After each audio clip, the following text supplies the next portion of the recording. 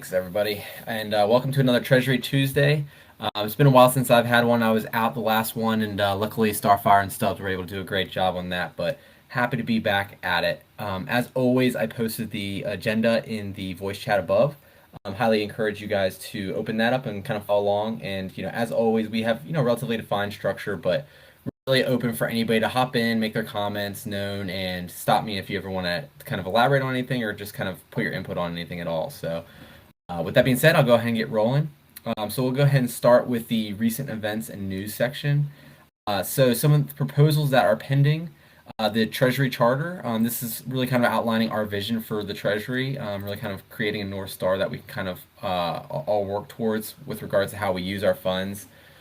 This is kind of in review. I'm working closely with Hazard, who's our CEO, one of our SOFONs, to just really make sure that this is really considering all the factors that we need to, looking at external parties to see, who has done something similar to this, and making sure we have all considerations really addressed. So I'm excited to see that one locked down. Again, that's being reviewed by SOFONs currently. I'm excited to see where that one goes. The other one, which we'll get into more in the initiative collaboration section, is the lab budget request. This is really just our quarterly budget request for labs to continue doing what they're doing and basically get additional funding to kind of support those efforts. And then finally, I think the Alchemix staking. Basically, this is where we are required to hold Alchemix for 1 year due to an agreement we have with them. And so we might as well stake it and get additional yield off of that. And so that's what that proposal is, and I believe that's kind of in the final stages of review as well. Some other KIPs in development, and this one's been in development for a long time, rightfully so, just because of the massive implications of it. But the Treasury Management Framework is still underway. Really, what I'm waiting for here is to make sure that we have the Treasury Charter kind of in place, because that kind of sets the tone and the foundation to really have, lead to kickstart what we hope to do from, a more explicit management framework of our Treasury. So really excited to get that out there. That's been, in the works for a long time. But again, this is really meaningful implications. So I want to make sure we do it right. I guess one material transaction kind of note, as enabled by KIP 31, we successfully swapped our REN Bitcoin to our WRAP Bitcoin. And so you can kind of see that sitting in the Treasury now. Nothing too much else to talk about that. We'll kind of monitor that. I know we have diminished our Bitcoin position, relatively speaking, by a fair amount. And so, there's an option for us to replenish that if people feel strongly about having a stronger Bitcoin allocation, whether that's REN Bitcoin or, WRAP Bitcoin or other types of derivatives that they may get us coverage over that. I guess the last thing to kind of say from a recent events and news section is really just around the safe airdrop. It looks like we were having somebody in here in our Discord kind of talking about this a little bit, but we got a nice little claim here. Our Treasury is about getting almost 22,000 units of that, and Labs is getting about 4,700 or so units. And one thing to note, and Jason can probably speak more to it if you'd like, because I haven't fully read up on everything, all the implications, but I do believe that these tokens currently, as they stand, are non-transferable, and there is no liquid market for them, so they do not have any kind of financial value associated with them until the DAO approves the right for those to be transferable, and then thus liquidity will be kind of seeded, thus creating a market and some financial implications for us. We can kind of monitor this position depending on what the price is when it's live. We may have our non-core asset proposal be able to kick in, where if we wanted to sell it, we could liquidate in full without going through governance. But if it's over 100K, we can kind of have more meaningful governance about this. But as we understand this, and as we get a true number associated with these, if we feel like it's a position we want to hold, we can definitely discuss that as well. So that's really kind of it for the recent events and news section of this. Does anybody else have anything that's kind of newsworthy as it relates to just the market in general, or anything that may pertain to us?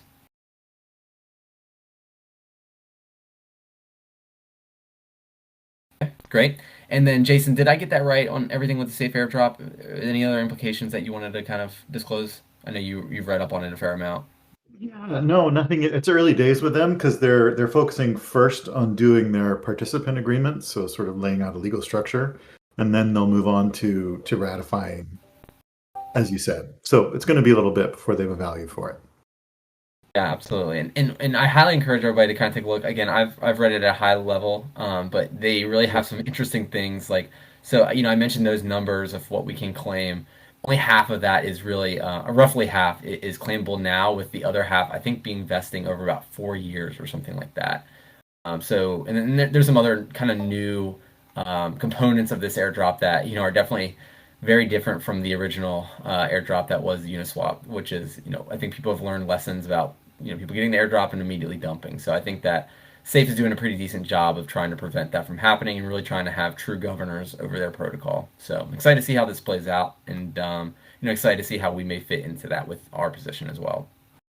Okay, cool. Well, I guess it sounds like nobody else has anything to say from an events or news perspective. So, maybe we'll go ahead and dive on into the open floor section. For anybody who's new, this is really for a chance for anybody to introduce themselves, talk about anything that they want to, maybe put something on the agenda for next week, or maybe even kind of set up something for that's more collaboration now. So, does anybody want to introduce themselves, or has anything to say that's maybe kind of more open floor, open mic night kind of style? Hey, how's it going? You're welcome. This, thank you. This is Jin. I'm relatively new to this protocol. I like what you guys are doing, sort of distributing EVM to everyone. I think that's a good initiative for all. I'm a DeFi developer myself, and my team and I we've been working on treasury management tools. So I guess I was wondering. I guess a specific question that I have is, do you guys sort of do batch uh, swaps often? Like maybe you need to um, get multiple different assets all at once, and um, in either case, like how do you usually make your trades? Is it a convenient process, or is it an easy process for you to do so? Yeah, and first off, welcome, and really glad you're here, and glad you kind of share the same mission values as us. That's kind of the beautiful thing about what we do is, our protocol actually enables us to kind of do our swaps natively, and probably one of the most optimized way in all of DeFi, and that's only going to get better. Essentially, what we do is, and it's currently not the most convenient just because of how our multi-sig is set up. But right now, we send funds to a wallet that our CTO and founder controls, who then makes the swaps through typically our own protocol. And again, we pay no gas, and it's all limit order, so we know we're getting the right price. And then we also get a rebate of the MEV that's produced off of that. So definitely encourage you to kind of look at our docs, and happy to answer any other specific questions about how that's actually done.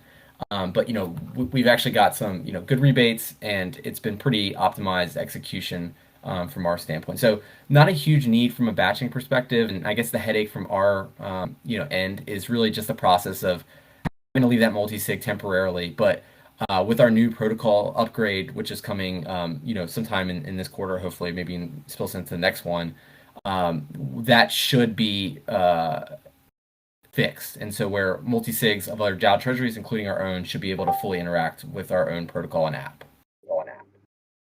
Okay, that's super interesting actually. So when you say limit order, does that mean you sort of place the different orders, the different prices, and then give it some time to fulfill it on its own? Yeah, so if you go to our website, it is app.rook.fi/trade. I'll drop this here. Oh, wrong doc, or wrong thing. Sorry. I encourage you to check that out. That'll basically show you how it works. It's pretty self-explanatory and simple, but really, you pick the assets you want to swap, you pick the price, whatever limit order you want, and then you can actually set an expiration on that. So it's a pretty powerful tools, and you can also see something like the auctions, which will show you like some of the activity. We've had some really interesting like stake DAO buys where you can see like somebody place pretty substantial limit orders, and those have just been hitting really nonstop. I don't know, that was probably a day or two ago, so that's probably a good example off the top of my head. But yeah, it basically just runs for the life either till that order is fulfilled to as the best of its ability. It's not always going to be fully fulfilled. There's different reasons for that, but then it also could, end based on a time termination date. Okay, yeah, that's pretty interesting. I'll definitely take a look. And we're among ourselves within our protocol, we are still trying to figure out how to best conduct auction for batch trading. So there might be some sort of collaboration down the line, it seems. But yeah, I'll definitely check out the docs. Thank you. Yeah, absolutely. And feel free to shoot me a friend request or DM. And same with I think he's right above you, at least from my perspective, to Destroyer Troy. And Yep, he's happy our to. he'll get you on the right path way better than I can. Feel free to shoot me a DM as well. All right, sounds good. Thank you. And thanks for stopping by, and hopefully you'll learn a lot more here. I guess we're still in the open floor section. Does anybody else want to introduce themselves or has anything they'd like to put on the agenda or anything they want to talk about? Sure. Yeah, this is Josh Fraser. I'm one of the founders of Origin Protocol. Huge fan of what you guys are doing. I've been playing around with your stuff. It's pretty awesome. Just getting up to speed on what you guys are building. But wanted to chat with you specifically about our product, OUSD, which is a yield-bearing stablecoin. And as I was digging into Rook and looking at your treasury, I noticed like how much you're sitting on as far as stablecoins, like 12 million DAI, almost 5 million USDC, etc. And wanted to kind of learn about how you think about the stablecoins you're sitting on, and if you have any interest in putting those into yield earning strategies. And just as a quick intro to how it works, basically OUSD is backed by other stablecoins, so USDT, USDC, and DAI. Takes those, deploys it into battle-tested DeFi protocols, things like Compound, Aave, Curve, optimizes it as best as it can to maximize your yield. But what's really novel about it is the way that it rebases in your wallet. So you don't have the typical yield farming loops where you have to go and claim your rewards tokens and then go swap them on an exchange and then reinvest them and do this over and over again to get that compounding effect. Instead, it just grows in your wallet. So say you were to deploy $1 million of USDC into OUSD, you'd get the OUSD back, and then every day you'd be able to see a slightly higher balance in your multi-sig as the yield is accrued. And then it's 100% backed, so you're able to redeem for those underlying assets at any time. So anyway, wanted to just pop in. I'm happy to answer more questions about OUSD and how it works, but really just here first and foremost to learn. Would love to kind of hear how you think about your treasury and how you think about deploying it into yield earning strategies to grow it and extend your runway and sort of increase the amount of things you're able to do. Yeah, well, first off, welcome to you as well, and it sounds like you guys have a really great protocol. I gotta admit, I am not overly familiar with the nuances of all you guys do, but I think that's a pretty good high level overview. Kind of diving into how we view our treasuries and more specifically the stable coins that we have in there. I guess first and foremost, like the way I personally view all of our assets really is a way to push forward our mission of really distributing and democratizing MEV. And the way to do that is by just really capturing as much order flow as possible, and that's really from our perspective that's at the application level through integrating with protocols, right? And so if there's ways that we can incentivize conversations to inspire those integrations, or let's say we do have an integration with somebody and by us putting that or let's say it's $1 million into their farm or whatever it may be, and that supports their ecosystem and in turn supports ours.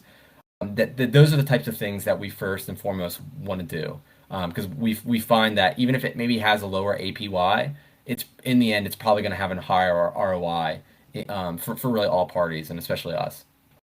So I guess that's kind of how I view it at a very high level, but getting more granular with how I view our stable coins. Really, I think stable coins are supposed to be like kind of our saving grace and kind of our safety net to some degree. And so we want them to, as dumb as it sounds, be relatively stable. And so, we're fine taking risk by putting it into other protocols where, really maybe it's smart contract, maybe there's other types of risk. But really we want to kind of minimize that as much as possible. And so we actually have been going down this path of researching and trying to understand the stablecoin yield market. And unfortunately, when we kind of got closer to starting to want to deploy them and do things more meaningfully, I think we kind of saw yields collapse across the space, and with with even TradFi yields and U.S. Treasury yields actually being above, well above some most of the blue chip DeFi, especially Aave, Compound, Curve, stuff like that. So we've kind of determined that, like, hey, do we want to take this undue DeFi smart contract risk for something that's supposed to be kind of our safety net. And we're kind of trying to understand what that looks like more. And Starfire is kind of taking the lead here for the most part. And, Starfire, did you have anything you want to say on that? I know you have some good thoughts on this. I think you summarized it very well. I did want to say that I did do a deep dive on Origin in your documentation, and I am a big fan of what you guys are doing. I am very, very pleased with your guys' docs, and I do share a lot of the same sentiment that Matt just stated, and it really just comes down to a risk reward question. When you look at the broader financial markets and the fact that the risk-free rate is yielding in many cases multiples higher than on-chain yields, it just doesn't. There's some questions yet to be answered on whether taking risk in this environment is worth it or not.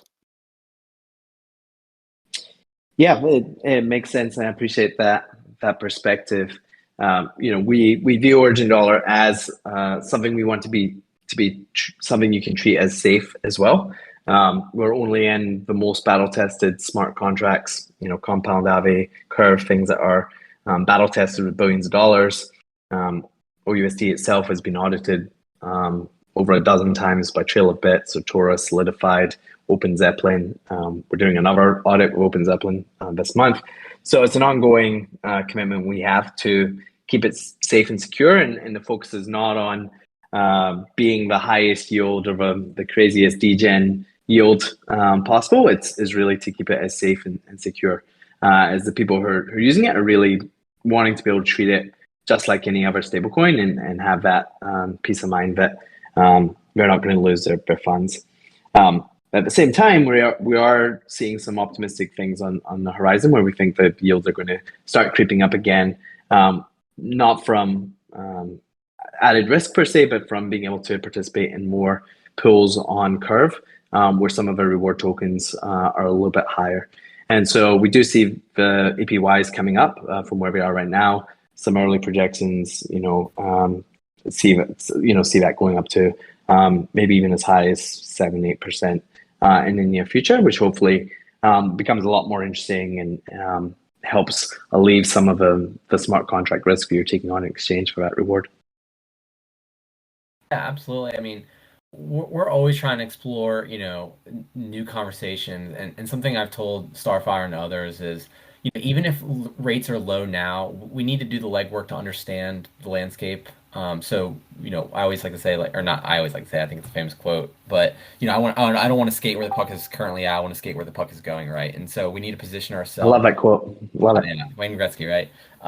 So we need to position ourselves for when things hopefully do rebound, right? And so, we're more than happy to have, really deep conversations with you guys and explore, us depositing, treasury funds with you guys to a large degree. One question I do have is, if you receive OUSD, let's say we want to swap that back into DAI, how much liquidity is there, and how much slippage are users typically seeing on that trade? Yeah, so there's two ways you can do it. You can either do it on DEXs, on Curve. There's millions of dollars of liquidity on Curve where you can just swap out of it. But you also have the option to, under any circumstances, you can always redeem directly from the vault for the underlying assets. The only difference there is there's a 25 bips exit fee if you redeem from the vault. And that's just to account for possible mispricing on oracles, since the oracles can lag. But for most part, you can get in and out, without any slippage there, and we see that increasing over time. Got it. And hopefully you're able to stick around because we have some really interesting updates on what we're calling our stable swap or our testing wallet, where we've actually been basically swapping using our own protocols, different stable coins. And we're seeing no slippage because it's one for one, but we're actually seeing, MEV rebates and revenues off of that. So we're actually making money just swapping stable coins passively. So some interesting updates there, and probably something we can explore potentially from an integration standpoint to help your users, be able to exit whatever that position that they want whenever they want, really at the most optimized way. That sounds awesome. I'm looking forward to sticking around and hearing about it. Cool. Well, also feel free to shoot me a DM, and same with Starfire. Would love to continue the conversation. I will do, and shout out to Peter, who's on the call as well. It's like for Mammoth King. He's from our team as well, and really driving the process on reaching out to DAOs and building those relationships. So say hi to him as well. I have a quick question. I saw a tweet today, and I'm sure it was best, but they said the hurdle rate on stablecoin rates are 15%. Have you heard anything close to that?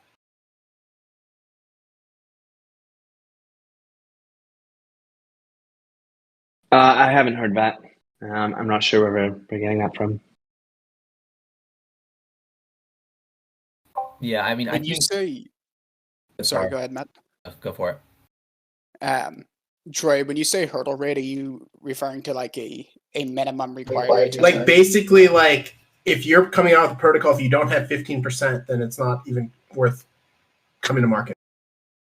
Yeah, I saw a similar comment from Wangarian. I don't know if you're familiar with that individual, but he made a statement that he, as he sees the current on-chain market and interest rates, that anything below 10% is not within his bounds of action, meaning that he wouldn't put capital to risk on a protocol for less than 10%, which I think is a fairly high barrier. I think that's maybe a little bit higher than what's required, but I have seen some comments and sentiment like that. I think different people have different appetites for different types of risk. For example, I'm far more comfortable taking on smart contract risk than counterparty risk. And that's because as an engineer, I can look at the contracts, I can look at the audits, I can get a level of comfort based on the amount of time they've been live, how much capital has been in them, whereas counterparty risk is a black box. Whereas other people, maybe the majority of people are more comfortable taking on that counterparty risk with a trusted brand. And that's how we end up with people giving so much money to FreeAC and Celsius and people like that. So I think it really comes down to, who you want to trust and how you measure that risk. Well, I would think, at least from my perspective, and I would imagine most would mirror this, but I think most of us are here for the trustlessness, right, and not the counterparty risk. And so, yeah, I would share with that sentiment. But yeah, I think like a lot of that hurdle rate that we're talking about is just driven by the fact that Treasury yields are really shooting through the roof right now, and and as nuanced as that may be looking forward, that may not always be the risk-free rate, just based off of what's happening in the world. But yeah, it's something to always consider. And I think I mentioned Starfire, and a lot of us are doing research into the stable coins, and it's not, we are looking at the protocol by protocol level for yields. But really, what I think we are going to do is really take a step back and understand what are the attributes and the nuances between all the different stable coins across the landscape to say, what is the most important. I think more now than ever, we see regulatory risk with stable coins, we see smart contract risk, we see stability risk. I mean, there's so many different things to consider, and what are those attributes that go into each that impact each of those attributes, right? So we're going to take a meaningful look at that, and Josh and Slagathor would love. Obviously, you guys are deep into the stablecoin space and look at all of those different things. Would love to kind of collaborate with you guys as well if you'd be willing to.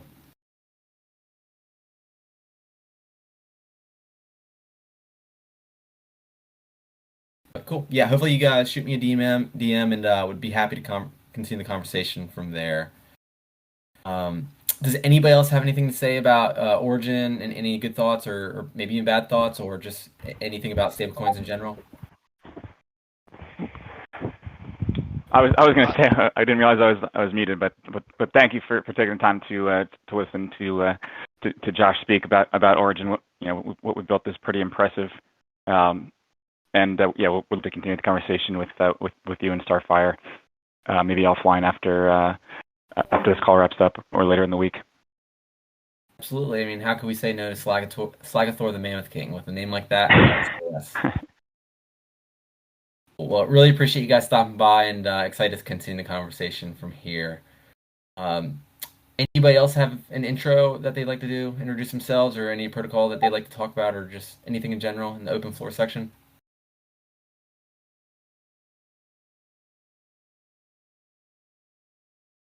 I'll take a step back and ask about the Black Swan strategy that they've got. We've seen failures like Terra Luna and like the Rary Fuse incident and the potential issues that come from not having a protocol in place for when the Black Swan happens, not if. I'm curious where you guys stand on that development.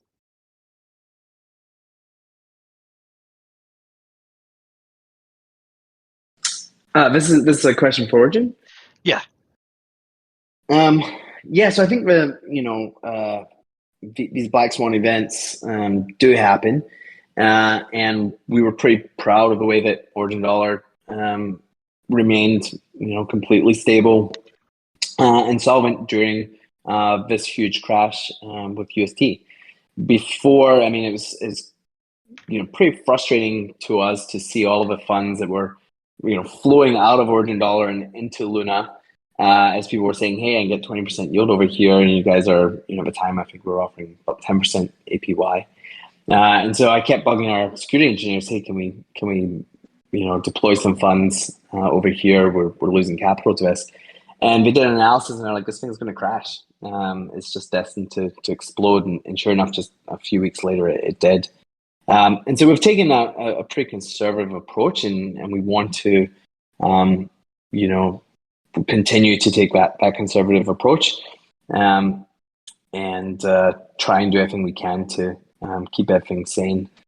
So you won't find any crazy mechanics that require token to keep going up for it to work. But it's all like fully backed, and it's pretty battle tested at this point with tens and even hundreds of millions of dollars. Okay. What about a de-risking strategy? Say DAI suddenly becomes unstable because they made a governance change that they ought not have. And you have the exposure already. What kind of mitigation strategies, if any, do you have in place for that? Yeah, so there's some things that are unavoidable. Obviously, if the value of any of the backing stablecoins crashes, we would expect OUSD to take a hit as well. Some of that is unavoidable, but there are actually multiple protections put in place.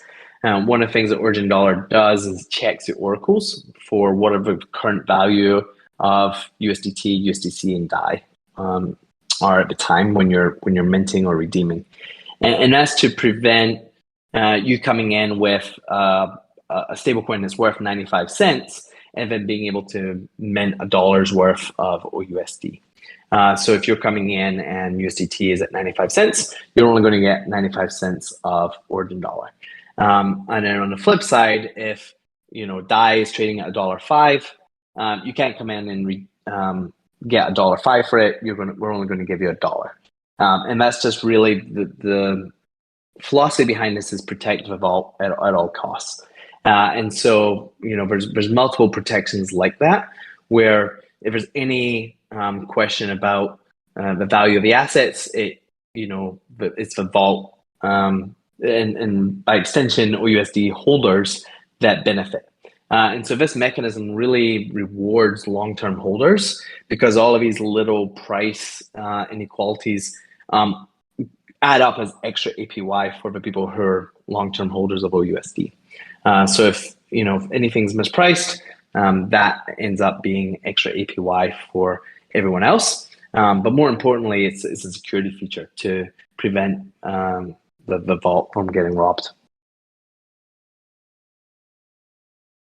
And in a true black swan event where the collateral underneath goes insolvent, the worst case scenario for your backing, does your DAO or protocol have any sort of policies in place as far as restitution or abandonment of the underwater individuals?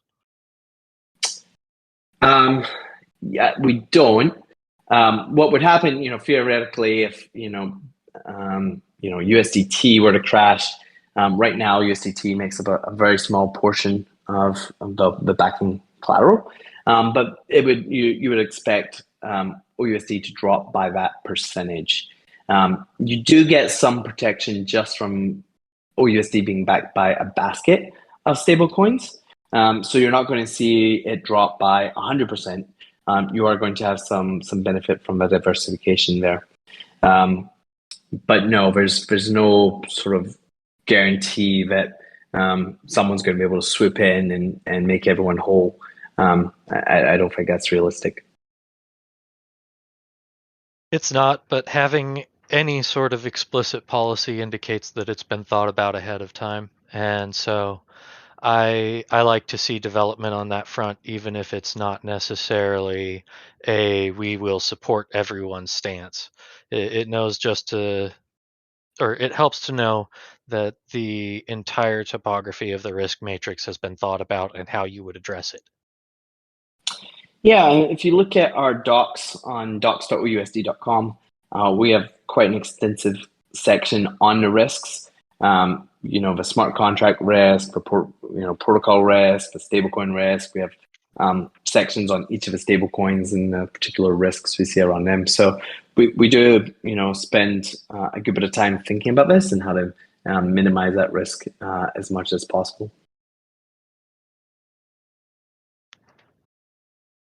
Excellent. That's all the questions I had. Yeah, appreciate them. Cool. Does anybody else have any questions for the Origin team, or would like to introduce themselves, or any other things they'd like to discuss during the open floor section?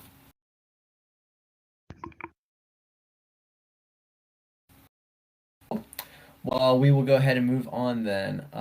So we'll move into the initiative collaboration section where we kind of talk through a little bit more deeply about what we're able to with the time we have left. I guess the first thing that I wanted to kind of bring up was, and I think I mentioned in the beginning, was we have our labs budget request up, which if you click that link, you'll see it'll take you to our forum post, which again I think was posted sometime last week, I believe.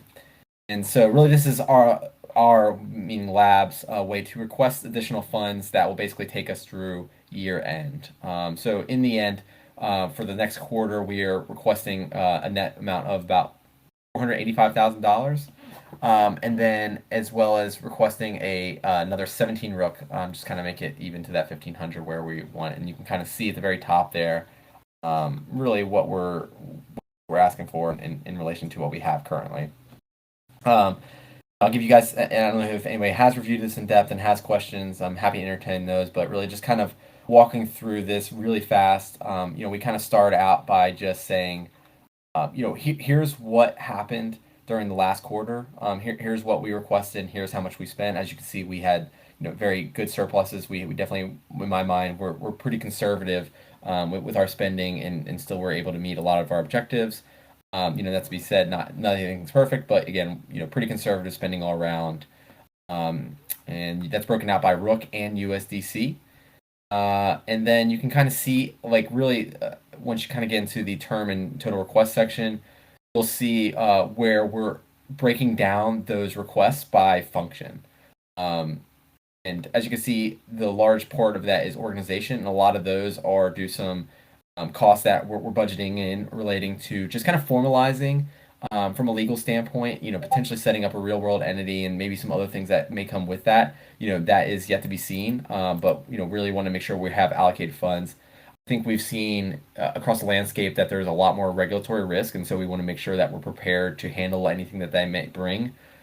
So that's kind of embedded in there. And then for the first time, we're actually including a leadership budget, which you can see in that line item. And really, that's a way to kind of have a little bit of a discretion and move a little bit nimbly over things, whether that's having a team deficit, whether that's incentivizing some partnership with another organization. We don't have funds to do that, or really just allowing Hazard and JZ, our CTO and CEO, a little bit of discretion and ability to kind of use those funds for wherever they see fit.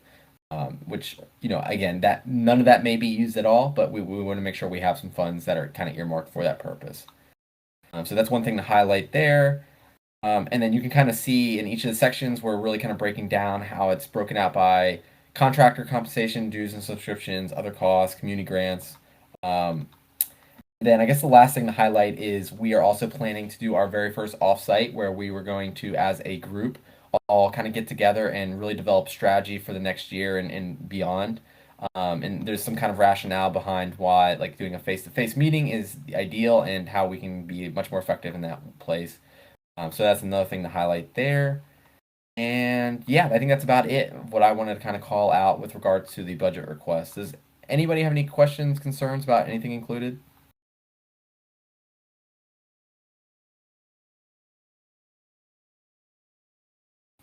Well, I know this is it's not like the most compact document, but encourage everybody to take a look and let us know if you have any questions. Feel free to post it publicly here, shoot me a DM, whatever you feel comfortable doing, or just commenting on the forum itself. I guess one other thing to comment on is we will have at least one adjustment to this budget for some, I guess, content and brand designer looks like. This is really some marketing efforts that have kind of come up, and we want to kind of use those funds for those purposes. And this was kind of realized after we had posted this on the forum. So, assuming everybody's okay with what I have in that or what we have, I will go ahead and make those adjustments once all forum comments are kind of made. And we feel like we're in a good place to kind of move on to the next step. But yeah, I guess sounds like nobody has any comments, but stop me if you do. So we'll go ahead and move on to the next point, which is the stablecoin research, which I think we kind of hit on a lot. But again, just to re-emphasize, instead of like focusing on a protocol by protocol basis, we're really taking a step back and trying to understand what this just stablecoin landscape and the different attributes about each of them are. Just because we've seen DAI being talked about, going free floating. We've seen regulatory risk around and freezing risk around USDC. And obviously, we have very substantial positions in each of those, and obviously, LUSDC as well. And so we want to just make sure that we're really considering all things. And the end goal is to almost have like an approved stablecoin list, and a little bit of flexibility where we can kind of move in and out of those very nimbly if we do determine something is about to pop up, whether that's regulatory or freezing. But at least we have some kind of approved stablecoin list that we all, as a community and as a DAO, feel comfortable, holding our assets in. And more to come on that. And if anybody is very interested in kind of joining that conversation, please let us know, and we'll happily loop you into those conversations. But overall, we will definitely keep everybody posted and give it our research in real time during these calls. Starfire, anything else to say on the stablecoin front? I think you covered it well. Like you said, if anyone is interested in participating in the research or has materials that they think are relevant and would like to share, please reach out to me, Starfire, or Daddy Matty. Happy to get you plugged in, and yeah. Yeah, there's probably stuff that we can share. Obviously, this is a space we spend a lot of time paying attention to, and have some guidance from our lawyers on what to do with the tornado cash stuff, etc. So yeah, let's collaborate offline on that. Awesome. Very excited to see that. I think it's something the space is so desperately in need for, just like a comprehensive assessment of the landscape. And not saying we're going to be the people that provide that, but we're going to do our best to for our own purposes understand what that looks like, and to the extent people else want to use that, really would be excited about that as well. So I guess the next thing to talk about is the quarterly report. And so Really, what I would like to do here is, with the quarter end being a couple days ago, and we'll be shooting to hopefully post this publicly sometime mid October. But really, what I would like to do here, if anybody would like and has any input, is really kind of crowdsource some ideas on how we can improve our quarterly report, especially as it relates, and it could be about anything. I'm happy to kind of take notes and pass it along to other teams and labs as a whole. But focusing more specifically on the Treasury section, would love to kind of see what else people would want to see out of that. I kind of threw our Q2 report in there, and there's a link right there. It's a beast for anybody who hasn't seen. I think it's about 85 pages or something like that. So the Treasury section is definitely a good part of that. But and happy to kind of take those ideas async. But does anybody have any ideas about how we can improve just the Treasury section of our report? This is underway with Stubbs and Starfire, and I myself kind of taking the lead. So there's definitely still time, but if anybody has any ideas, we'd love to kind of hear them now.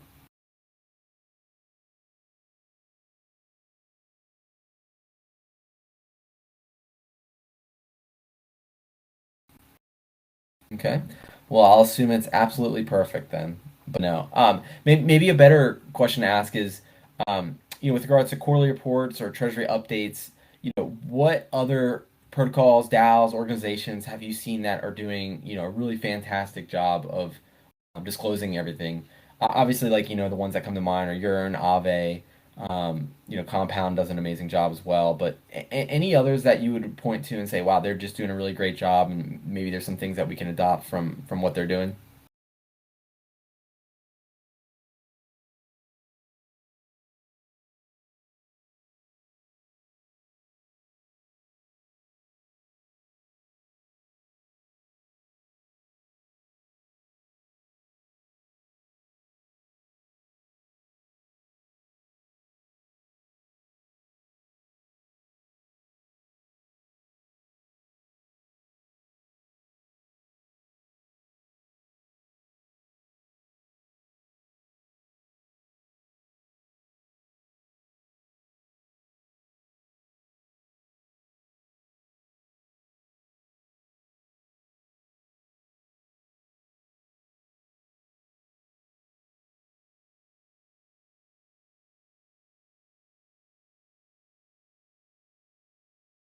Oh, I know I kind of sprung it up on you guys, but if you kind of read this, have any ideas, or think of other protocols that are doing a great job, feel free to shoot me a message or post to hear about any recommendations you may have. I guess just general commentary about how I envision this report differing from last quarters is, I definitely want to have a lot more content embedded in there because I think we've had multiple podcasts and a lot of speaking opportunities. We have a lot of sound bites through Rookbase that we can add in here, which I think will really make it a little bit more sexy.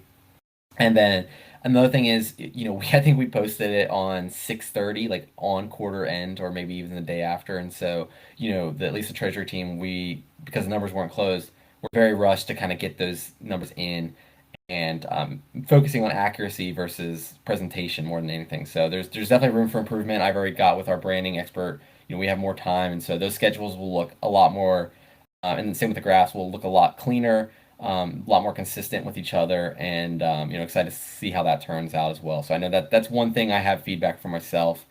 Then I guess the last thing for some changes you can expect from the Treasury team is, with the market in the condition that is, with there being so much more risk, really not even confined to crypto, but it's obviously impacted, but just the landscape as a whole, we've really cut down on our risk, which I think has been really good. Like we basically terminated our Maple position. We just recently pulled funds from B Protocol. And then there's been some other things that we've done. Same with CVX as well. All things that I think were good moves and have really protected us during this market conditions. So you'll see that those will be discussed, but because they happened during this quarter. But I think a lot of that will be kind of narrowed down just because we've really focused on just really holding key core positions that we feel super comfortable with over the next 10 plus years. And we feel like there's not a lot of counterparty or smart contract risk associated with those. So really excited to kind of see how this shapes out. But if anybody else has any ideas, even if it's presentation or substance, would love to hear what those are. Okay. Cool. I guess the last thing I have on the agenda is around our testing wallet. You can see that the dashboard that our master Stubbs has been able to create right there. And I highly encourage everybody to look at that. But I guess just general updates. So I think I mentioned this at the top of the conversation, but we started out with $600,000 in DAI that we put into a testing wallet to understand, you know, effectively can we swap stablecoin balances and see basically no slippage and how much revenue can we capture off of that. Putting additional volume through the protocol to understand how can we just make it a more efficient, effective protocol as it is, and understand, are there any bugs that we need to be aware of, or just anything like that? Because, previously we've been just kind of relying on external parties, making their own decisions on how they, the size of the orders that they place and how frequent they make them. So we wanted to take a little bit more ownership, but in a way that's less risky. We're not trying to trade directional assets, and so we figured we'd start with stable coins. But we've definitely had some pretty revealing results, and you can kind of see that here. And I don't think it shows the full extent of that. And I know Stubbs is working through it to try to understand or try to display how much of a Rook beat rebate we got per trade, as both unit terms and dollar terms in the time of it happened. But essentially, we have about 57 Rook that's claimable, which is about $1,500, and so you can see that that puts us in well above the mark we started on, and that's again just swapping stables that never left our wallet. We're not taking on smart contract risk with external parties. All we're doing is swapping those assets, seeing no slippage with our own protocol, and making money off of that. And you'll see that our stablecoin balance is under $600,000, and that's really due to us learning about this. And so we started out this exercise again with $600,000 in a DAI exclusively, with the goal of putting that into four different stablecoins. So what we did was we forced basically slippage. Instead of just doing a one-for-one trade, we wanted to just immediately get into those funds so that we can start seeing how the swapping occurred. So we saw a little bit of slippage off of that because, again, we knew that was going to happen. And what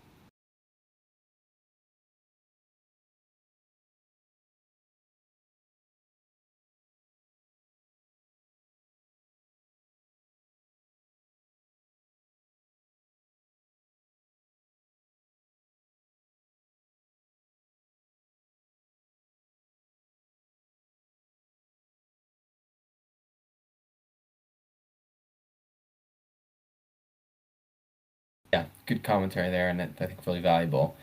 So once we did that initial swap into those four assets, what we saw when we placed our limit orders to basically go back and forth. Like, so we had all kinds of different trading pairs. So obviously we had DAI going with limit orders to USDT, USDC, and Frax, and same with every other asset. So there was always multiple trades that could be done off of them, so that we could kind of sit back and watch those trades kind of go back and forth over time. And what we saw initially, right away, was all four of those assets, or sorry, yeah, all three of those assets all traded immediately into Frax, just because of, I guess, the exchange at that point. And it kind of sat there. And what we realized was Frax was kind of messing that up, at least in those moments, and it wasn't kind of creating this passive back and forth that we wanted to. And so, after I think it was probably 5 to 7 days, maybe give or take, we said, hey, we don't want to wait anymore. Let's go ahead and be fine with force eating some slippage and getting back into the other assets so that we can actually see the strategy play out. So that's also impacted, the balance as we see fit. Again, we're very much in the green when you factor in our Rook rebates that are claimable currently. But we would have a much higher ROI off of this, assuming we didn't force eat the slippage, and we hopefully won't have to do many situations like that again. But what I was calculating was we were seeing about 3% APY if you were to kind of take out those forced eat slippage. And again, the price of Rook has also declined when we started this, so that's also impacted, I guess an ROI or an APY that you could calculate off of that. So I'm really excited by these results. I think, I'm always looking for the risk-free rate here, and that means kind of something different in this space. And so the fact that we cannot lose custody of our funds and we can stay only within our own protocol and just swap non-directional assets and make money, that's pretty decent yield. I'm very excited by these results, and really, really kind of excited to see what we can do off of that. a lot more data to be captured, a lot more testing to be done. But the goal of at least mine is to kind of expand this balance and see what we can do. And I guess one other comment about this is not only does this kind of create a revenue stream and more data points for marketing, which we will hopefully be doing some things around, but it also increases liquidity for anybody making trades on the app. So we've seen some really crazy trades where Keeper needed a little bit of extra liquidity to make something happen, and so they actually paired our trade, our limit order, with something that was completely non-related, and we got a nice rebate off of that. And in that trade that may have not otherwise happened from some external user, happened. So we're really excited, and if this is done at even greater scale and done by a lot more parties, it's kind of a rising tide raises all ships, kind of thing. So again, this was the intent to try to understand, and we're starting to understand it, and a lot more to come. But anybody have any thoughts, questions, or things they'd like to see into the dashboard about really all this?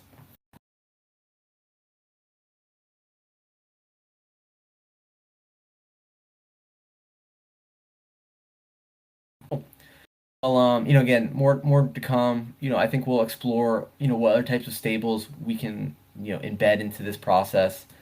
But again, like I think a lot of that's dependent on like our research about what stablecoins we're even comfortable, even holding. Like whether we're going to hold $10 of it or 10 million.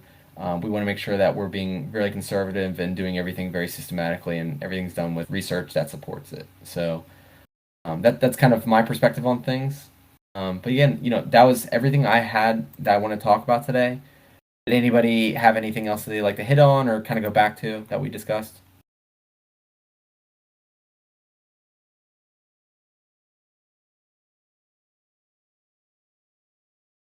Great.